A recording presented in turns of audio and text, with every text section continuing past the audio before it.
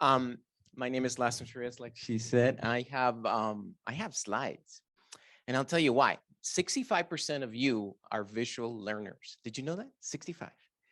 And 90% of that 65, you retain better if you see something on sights, sounds, and motion.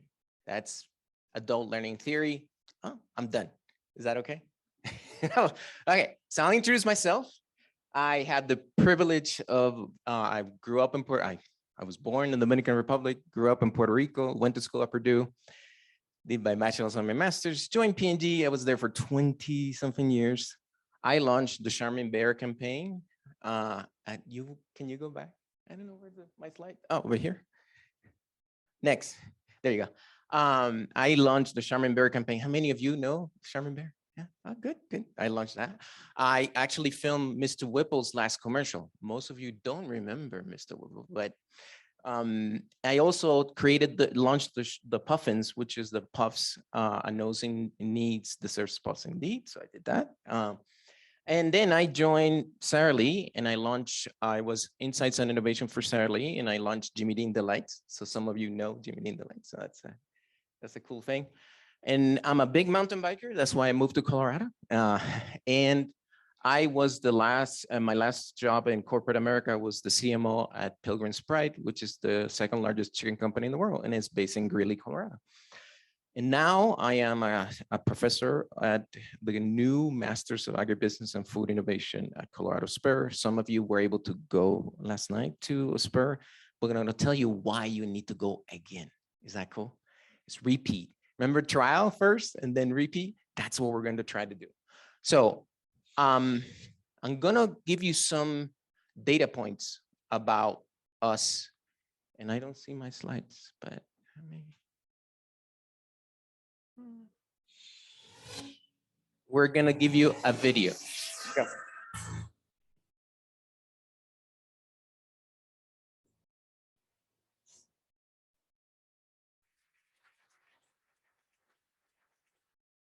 Ladies and gentlemen, at TED, we talk a lot about leadership and how to make a movement. So let's watch a movement happen, start to finish, in under 3 minutes and dissect some lessons from it. First, of course, you know, a leader needs the guts to stand out and be ridiculed. But what he's doing is so easy to follow. So here's his first follower with a crucial role. He's going to show everyone else how to follow. Now notice that the leader embraces him as an equal. So now it's not about the leader anymore, it's about them, plural. Now there he is calling to his friends. Now if you notice that the first follower is actually an underestimated form of leadership in itself. It takes guts to stand out like that. The first follower is what transforms a lone nut into a leader.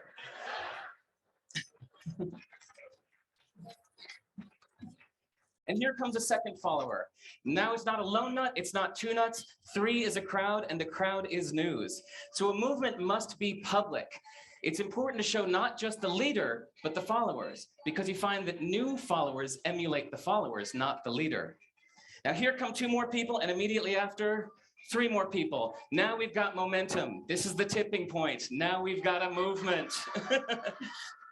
So notice that as more people join in, it's less risky. So those that were sitting on the fence before now have no reason not to. They won't stand out, they won't be ridiculed, but they will be part of the in crowd if they hurry. So over the next minute, you'll see all of the those that prefer to stick with the crowd, because eventually they would be ridiculed for not joining in. And that's how you make a movement. But let's recap some lessons from this. So first, if you are the type, like the shirtless dancing guy, that is standing alone, remember the importance of nurturing your first few followers as equals. So it's clearly about the movement, not you. Okay, but we might have missed the real lesson here. The biggest lesson, if you noticed, did you catch it? Is that leadership is over-glorified. That yes, it was the shirtless guy was first, and he'll get all the credit. But it was really the first follower that transformed the lone nut into a leader. So as we're told that we should all be leaders, that would be really ineffective. If you really care about starting a movement, have the courage to follow and show others how to follow. And when you find a lone nut doing something great, have the guts to be the first one to stand up and join in. And what a perfect place to do that, TED. Thanks. So we want to create a movement, and we want to create a movement with you, and a movement to improve human health, sustainability, and food availability for all. I'm going to show you, this is a global GDP growth. In the 1950 to 2015, we just rocked it. We did amazing as a globe. We did. Next slide. We pretty much got rid of poverty, of people living under $2 per day. We pretty much eliminated. That's a miracle, pretty much. And that's in your lifetime, most of your lifetimes. Some of you are very young. In my lifetime, how about that? It's happening. And we did that. Next. Life expectancy went in the US from 70 to 79. And in the rest of the world, that is their rocking amazing thing, 53 to 73. So we done amazing stuff from 1960 on. That's it. Next. We just hit a speed bump, and I don't want to mention it, but COVID really hurt our human development index. Next. And our life expectancy in the US went down for the first time in a long time. Next. But it's really hurting our minority communities. You think of Native Americans went from 71 to 65. If you think about Black, you think about all, we went all. Only Hispanic and Asians actually went up. Why is that? Do you know why? Other than the big C world, what else? What's going on? Next. Oh, we can skip this one. This is it. You think about us in the US, our obesity is 42%. And if you compare it to Japan, it's 4. That's kind of a big difference, the big delta. And we look and look at the why, you think about this. In the US, there's 250,000 fast food restaurants, 250, but only 39,000 grocery stores. There are so many food deserts. If you go to Denver, from Martin Luther King to Trader Joe's, those are 6 blocks of 2 miles. Trader Joe's is the only supermarket in over 6 blocks. There's 17 QSRs, 17. So a food desert, if people can't walk or people can't take a drive, where do they go? What food are they gonna get? I was the CMO of Pilgrims. I sold chicken to churches. I sold a lot of chicken to churches. I would not recommend you to do the same, to go every day to churches. That is maybe in moderation, it's okay. But every day, because it's 99 cents, that's not necessarily a good, but a lot of our folks tend to do that. And that's why the 42. Next. This is a chart. Everything that's orange or red and yellow tells you where there's an overdevelopment of chains, restaurant chains. The blue is independent restaurants. Can you tell something from that chart? Anyone can tell me something from that chart? Exactly. So we have to find ways to create a movement, because if we keep doing what we're doing, if we get hit by another hiccup, we'll take more years out of our mortality. We'll increase mortality rates. Next. Yeah, next. So we can do better. And I'm going to show you a video, and not to hit my friends at Dunkin' Donuts, but this is a video of somebody that probably works with our friends over there. But can you play it? This is the pumpkin swirl frozen coffee. It sets the world record for the most amount of sugar ever. A 32-ounce version of this has 167 grams of cane sugar. Do you know how much that is? This is 167 grams. My friends, no human being should be having this much sugar. It's 42 teaspoons of sugar. The average American eats about 20 to 25 teaspoons a day. Oh, geez, I wonder why 1 out of 3 of us in the year 2050 will have type 2 diabetes. This is crazy, but I have to try it just to see what the fuss is about. Thanks. Godspeed to me.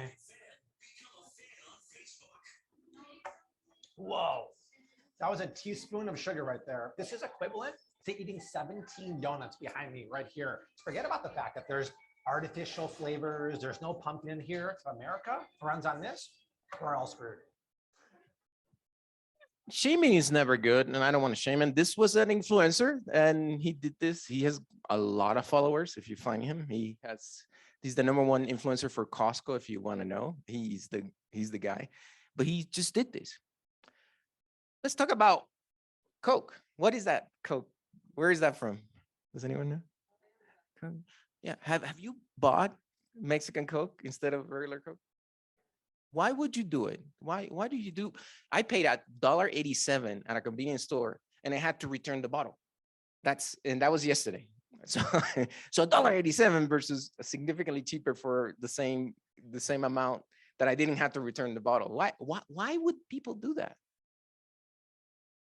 Cane, sure, it's sugar cane. It's in there. Versus what is the domestic one has?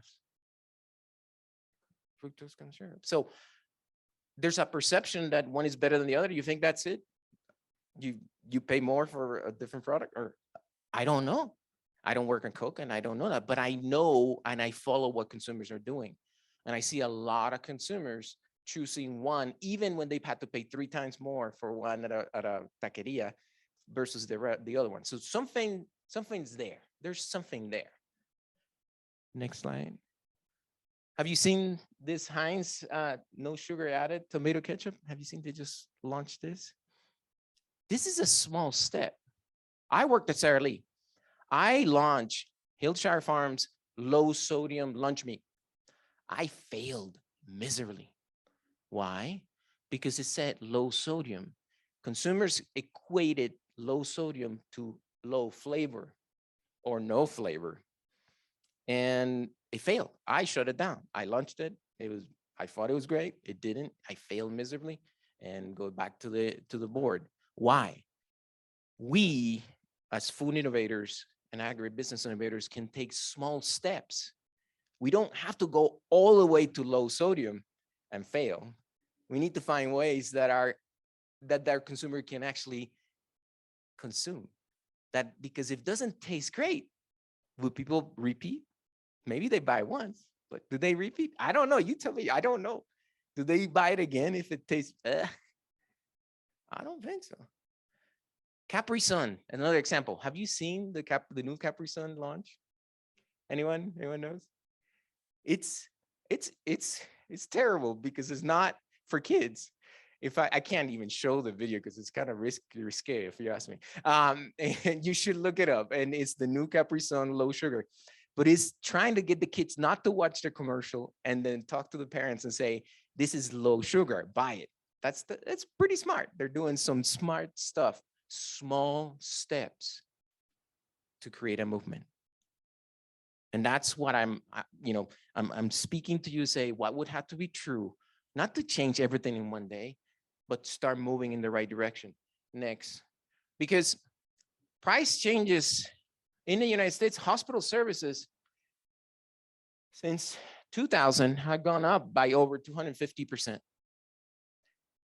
Do you think it's us that we are forcing hospital services costs to go up because there's more obesity, more diabetes, etc.? I think so. There's other stuff going on there. College tuition, medical services, hourly wages, everything's gone up except TVs and software, right? Which have gone down. How about food? Next slide. Where's food?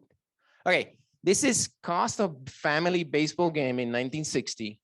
And I used to make ballpark franks, so I know hot dogs. I can talk about hot dogs.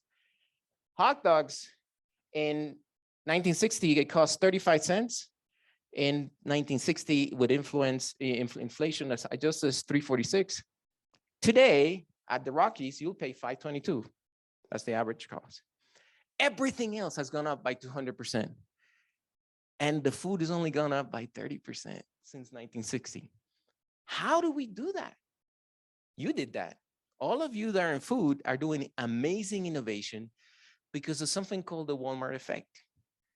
It's really hard to pass pricing. All of you know this. I know, I try to pass pricing many, many times to no avail because it's hard. It's really hard because we want to have the lowest price. Next. But not this year. Chicken, and I know chicken is up 19%. Airfare, 34. Butter, 21%. Next. And chicken inflation, in January of 2021, it was not $1 per pound. We're at $3, $2.99 if you go to Costco today. So are prices gonna go down? Yeah, prices will go down because the Ukraine will start shipping, wheat again and corn. There will be, lower cost of gasoline has gone down, but we have an opportunity because it's the first time we pass pricing for Walmart. Don't we have an opportunity to reinvest in some ingredients instead of passing all the pricing back to Walmart and the consumer? We have reset. Everyone has reset. Can we make better products? That's my challenge to all of us. What would have to be true to reinvest in ingredients to try to lower our obesity rates? Can we try to do that? Can we create a movement? Next. And this is the same. Food for the first time beat car and truck and rentals. I mean, food has gone up significantly. And there are three things. So oil went up, wheat and corn went up, and so that's transportation, and labor went up. So all those three things haven't happened in 20 years. And then we pass pricing. And you pass pricing, some of you, and food, they're in food, pass pricing. Next. So how do we challenge that? Well, we can look for better yields in agriculture. Next slide. Next slide. So did you know that we lose 45% of leafy greens that are, at a farm? We lose 45% of during transportation. 45. That's a lot of loss. Can we increase yield by minimizing this loss? Next. So yes, have you ever heard of aero farms or vertical farming? Come to CSU SPUR, you'll see some vertical farming. I'll show you. And that's what we're trying to do. Why? In an open field, you can get 2 cycles of lettuce, 2 cycles a year at the most in an open field. Here, 22 cycles.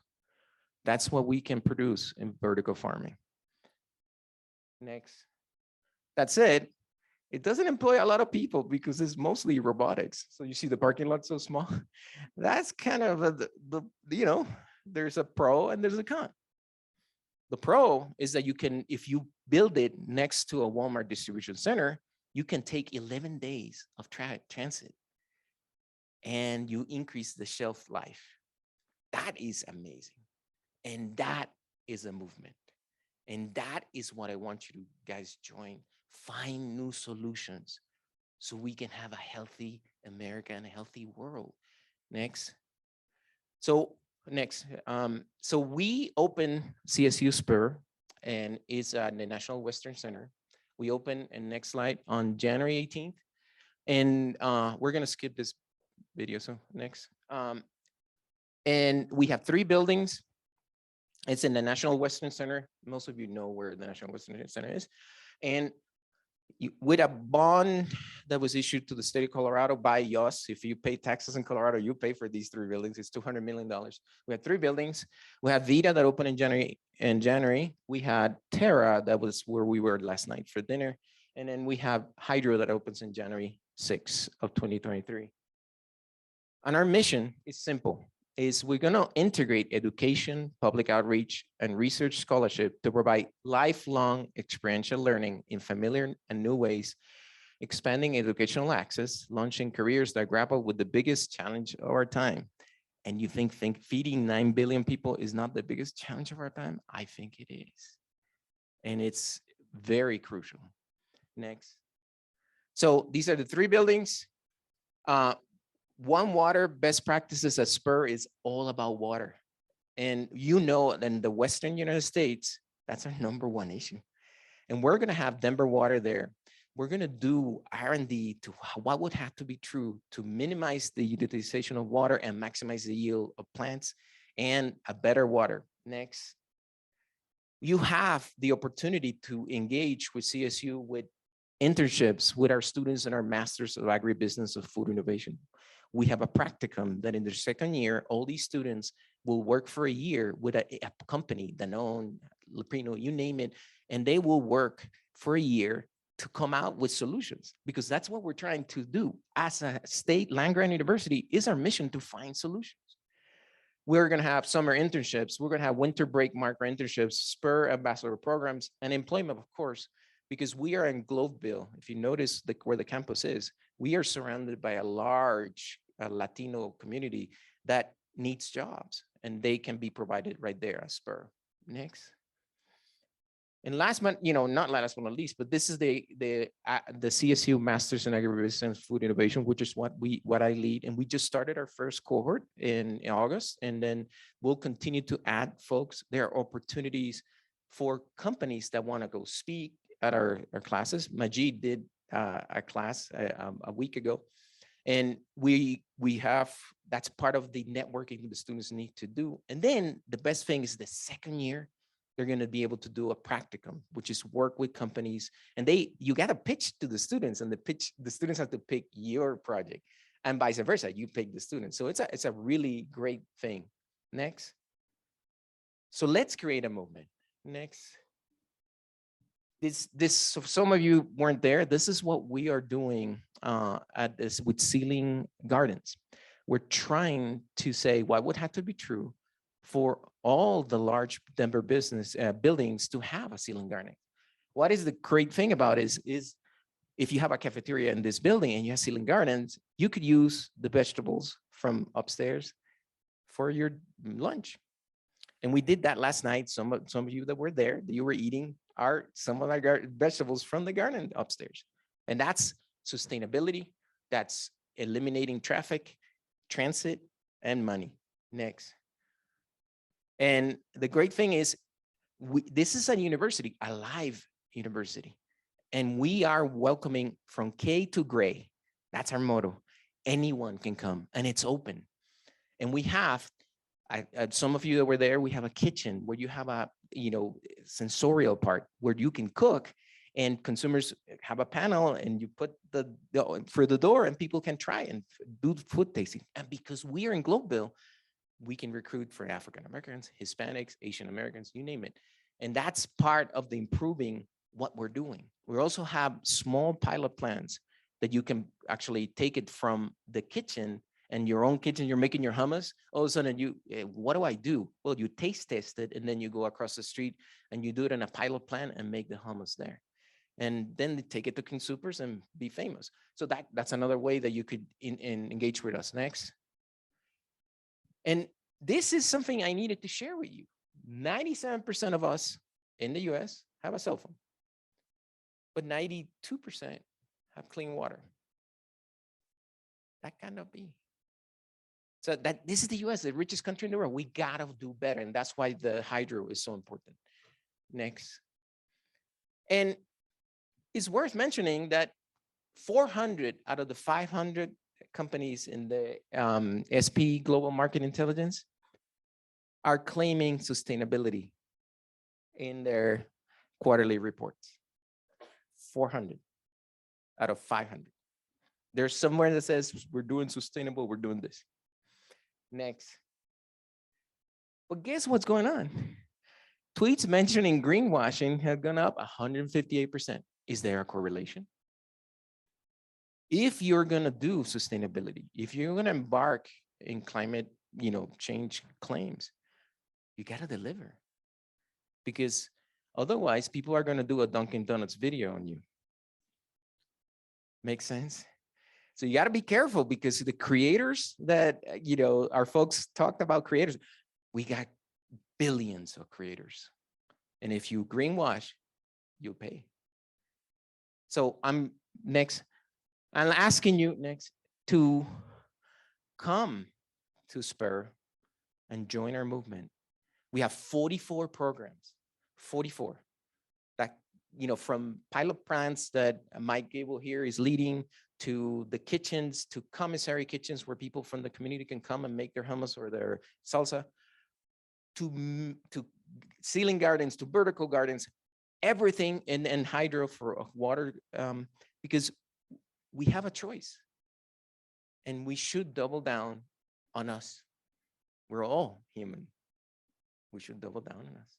That's all I got. Thank you very much.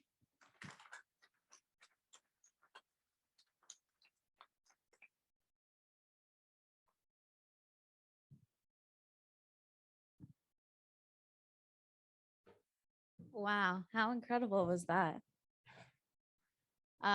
Thank you, Laston, for joining us and your incredible wealth of insights. I'm so excited to be here today. So I just want to build upon the discussion of brands and how brands can just do better for their consumers, how they can support the communities that they're serving, and overall, how we can just, everyone in the room, create a future where we can lead a more healthy, sustainable life. So I think just a few questions for you. Why should brands even embark on this journey? And what is important to know before starting? Why? Because you're going to recruit from Gen C's and Gen A, the new generation. And they're coming to CSU SPUR. We have a K-12 programs, and they're learning where the food comes from. And they're learning what's good and what's not bad. And they're going to come back and say, I'm empowered. What am I eating? And they may challenge us. That's my point, is with more information, they'll get curious. They can't get curious if they don't know. That is a basic, learning, adult learning thing. You need to expose folks. And that's what we're doing. We're exposing them to what is good, what is bad. But in the meantime, they will become either your employees or your haters. Pick. So speaking of Gen Z, Gen Alpha, obviously they're embedded with a wealth of insights and knowledge these days. So they know what brands are doing it right. And I think the conversation that we had yesterday, it just begs me to ask, like, who is doing it right? And why do you think that they are doing it so well? Well, we mentioned before Patagonia, of course, they are committed. They're in it, and they just beyond the commitment, right? They just gave away the company. And so, so that is a great example. I think there's a lot of other folks that have the opportunity to do it, and they need to have the audacity and to go and take big risks. But that's not simple. I know. I was CMO at Pilgrims. I tell you, if you mess up and don't deliver to Walmart, you pay. You get you get the bad call, and that's not a quick thing. But we also need to sell forward, because believe it or not, Walmart gets it. That 80 acres farms is actually at a Walmart distribution center in Hamilton, Ohio. And they're the ones that are enjoying the increase in shelf life by putting a vertical farm so close to them. So we can flip it, because they know too. It's not sustainable to throw away 45% of your vegetables. It's not. We got to do better. We can do better. So I think the good news is there's opportunity, and the folks and the big chains they know, and they're committed too. So we got to, it's a mutual work together and not against. So what's the biggest challenge that you see and the reason for why brands aren't starting their journey to a more sustainable future? Well, I think it takes guts. It's just not easy. You need people in the C-suite to get it, but not only get it and put it in the quarterly report, is get it and act. There's an action speak louder than words. So it's got to come from the top, but also from the new employees coming in, because they are the ones that are going to say, I'm going to work for you. No, you're faking it. And that's the problem. Talent will walk to where they feel authentic and heard. So that's my issue. It may take a while, but talent walks, and that will say it.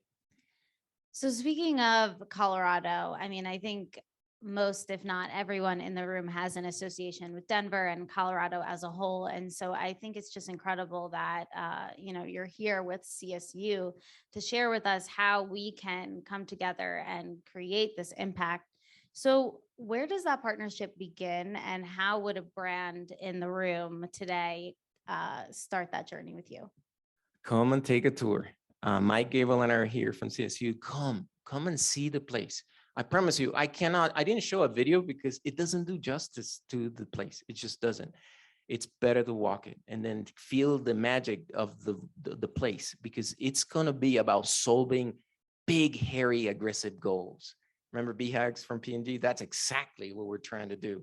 And the big, hairy, aggressive goal is to feed the world, feed 9 billion people on a sustainable way. That's not simple. It's going to take all of us. I'm not kidding, all of us. But come and do a tour, right, Mike? Come and do a tour. You take us, we'll take you out, and either afterwards we'll get some beers afterwards, if that matters. But the bottom line is, this is an open place, and it's about making it better for all of us, from K to gray. So I love the concept of an open campus. Can you just share a little bit more about what that means? Well, I think if some of you went, everywhere is open. So the kitchen is wide open so people can see what are you doing in the kitchen. It's the labs are open. The soil lab testing that we have there is open. So people can come and walk and see people working on soil testing right there. And it's open with a purpose, because this is a visual place. And 65% of you learn how? For visual. 90% of you need sight, sounds, and motion.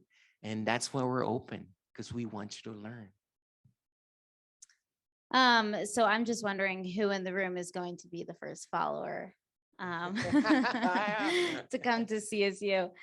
Yeah. So from an individual perspective, I'm always looking for volunteer opportunities. And of course, I'm incredibly moved by your entire presentation. So I'm sure everyone in the room is wondering, what are the individual opportunities that they can create, impact themselves, if with not the organization? Yeah, you can be a guide. You can guide the schools. We have K for 12 every day, Monday through Friday, up till 4 o'clock. It's kind of a nut house, because they come in bosses, and we need people to guide. So that's a volunteer easy.